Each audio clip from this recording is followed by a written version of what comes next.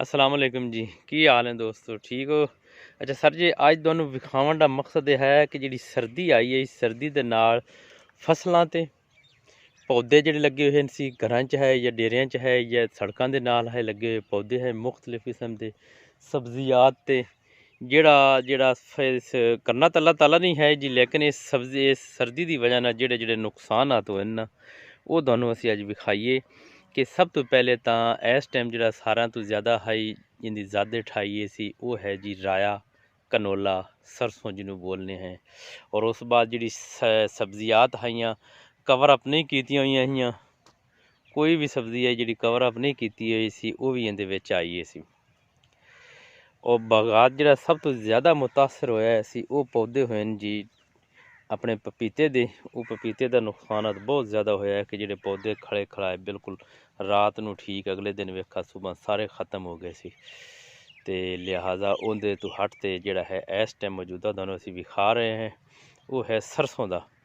अच्छा सरसों का जेड़ा नुकसान होया कि इनकी फली सही तरीके नाल नहीं बनी, इतनी सर्दी है वो फली ना बनने की वजह नाल ना दसने हैं सी जी इनू। जी सर, हाँ जी, तुहानू सब तो पहले असीं विखाईए जी जी सरसों है, सरसों के नाल किहड़ा होया सी जी ज़्यादा सर्दी पवन नाल कितना नुकसान होया है। इस सरसों के जिन्हां दे है दोस्तां दी उन्हां दी वो औसत नहीं आमनी जिहड़ी उन्हां दी तवक्कुआत है। आ तुहानू नज़दीक तो विखाईए। अच्छा जी ये हुण विखाओ हाँ जी किहड़ा किहड़ा दा भला अपना है बरी अच्छा बरीक है हाँ जी आ जरा पीले हो गई सी ये नहीं बनती फली खराब हो गई सर दिखा और नजदीक। अच्छा सूता बन सी या थल्ले नहीं बन दिया ये इतने थल्ले वाला फल खत्म? हाँ जी ये खत्म है आ जरा सामने सी हाँ जी ये सारा खत्म है। अच्छा ਇਹਦਾ मतलब है कि अध ਜਿਹੜਾ ਇਸ ਸਰਦੀ ਦੇ ਵਿੱਚ ਜਿੰਨਾ ਉਹਨੇ ਫਲੀ ਚੁੱਕੀ ਹੈ ਸੀ ਉਹ ਤਾਂ ਖਤਮ ਹੋ ਗਈ। हाँ खत्म हो ਇਹੀ ਸੂਰਤ ਹਾਲ ਸਾਰੀ ਦੀ ਹੈ। ਹੁਣ ਜੇ ਤੇਰਾ ਹੱਥ ਹੈ ਇਸ ਉਤਲਾ ਉਤਲਾ ਸਹੀ ਖੜੀ ਹੈ हाँ ਸੀ? जी ये सूता ठीक है ਆ ਬਿਲਕੁਲ ਠੀਕ ਹੈ ਸੀ, ਇਹ ਬਣ ਜਾਸੀ। ये बन जाए। अच्छा ਇਹਦਾ मतलब है कि अगर औस तो अध गई है हैं जी दो हिस्से ਇਹ ਥੋੜੇ ਸਾਈਡ ਲਾਵੀਂ। ਅੱਛਾ ਇੱਥੋਂ ਲੈ ਤੇ ਇਹ ਇੱਥੇ ਤੱਕ ਇਹਨਾਂ ਤੱਕ ਖਤਮ ਹੈ? हाँ जी खत्म ਆ ਸਾਰਾ ਫਲ ਜਿਹੜਾ ਹੈ ਸੀ। हाँ जी अच्छा आ खड़ा नज़दीक आ पौधे ने वेखी ना इहदे नाल जेड़े आ इहदे विच कुछ ते हिन कि नहीं सर सारे गए? नहीं इहदे विच अच्छा जी ये है मकसद विखावन दा है कि जेड़ी सरसों जिथे किथे आई ना सरसों दा इतना नुकसान होया सी। ते जेड़े पपीते दे तो वैसे ही चंद पौधे हुंदे है, यानी कि चंद हज़ार पौधा है तो लखां दे हिसाब नाल पौधा हज़ारां दे हिसाब नाल पौधे खड़े सी।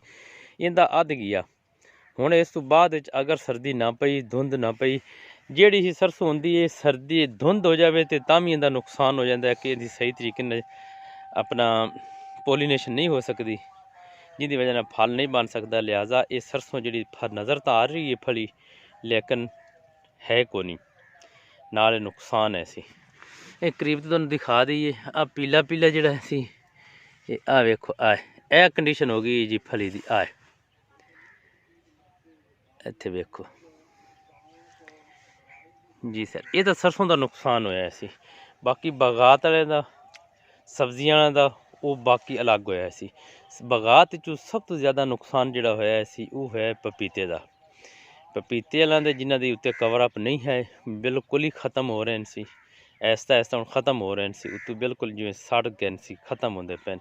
तो ये है जी साढ़े सरसों का हालात ये है। मैं अपना आधा विखा रही हूँ तुहानूं जाती जिहड़ी है सी मेरे सरसों की लेट हो गई एक फसल हुणे जी उत्ते आई जाती ये पोलीनेशन होगी अध फल इंदा जी खत्म हो गया ऐसी। हाँ वेखो पीला हो गया बिल्कुल ही पीला जो हो जाए ना इस हिसाब का ये मुश्किल है सी इंदा जी। हाँ जी रोज़ी अल्लाह ताला देनी है सी वो तो देनी है सी जी, लेकिन जो नुकसान है सर्दी की वजह नाल होए वो सी। तो इस बाद कुछ पौधे सी जेडे बिल्कुल गर्मी बर्दाश्त करते हैं सर्दी बर्दाश्त करते हैं। इस दफ़ा वो भी बिल्कुल जल गए वो तुहानूं इस अगे विखाने हैं। कोनों के पौधे लगे हुए सी कुछ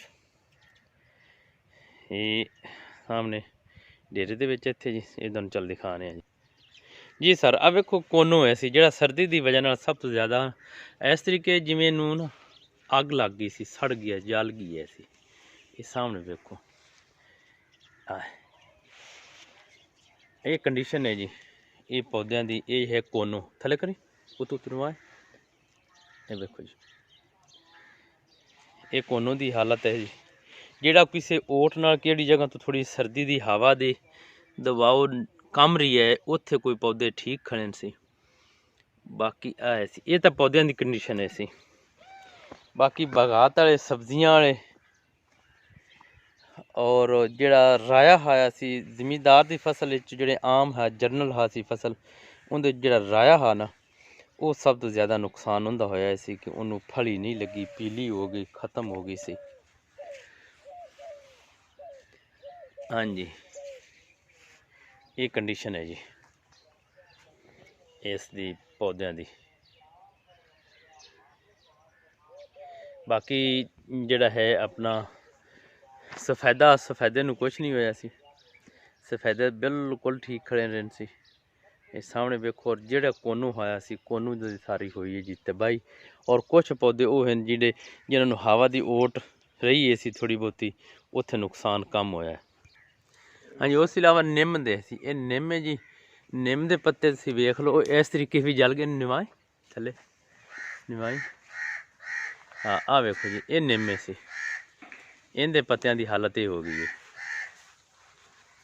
ਲਓ ਜੀ ਹਾਂ ਇਹ ਨਿੰਮ ਦੀ ਹਾਲਤ, ਇਹ ਸਰਦੀ ਦਾ ਸਾਰਾ ਜੀ ਪ੍ਰੋਬਲਮ ਹੋਇਆ ਸੀ ਤੇ ਸਰਦੀ ਦੀ ਵਜ੍ਹਾ ਨਾਲ ਇਹ ਸਾਰੇ ਨਾ ਖਤਮ ਹੋਏ ਸੀ। ਵਸਲਾਮ ਜੀ।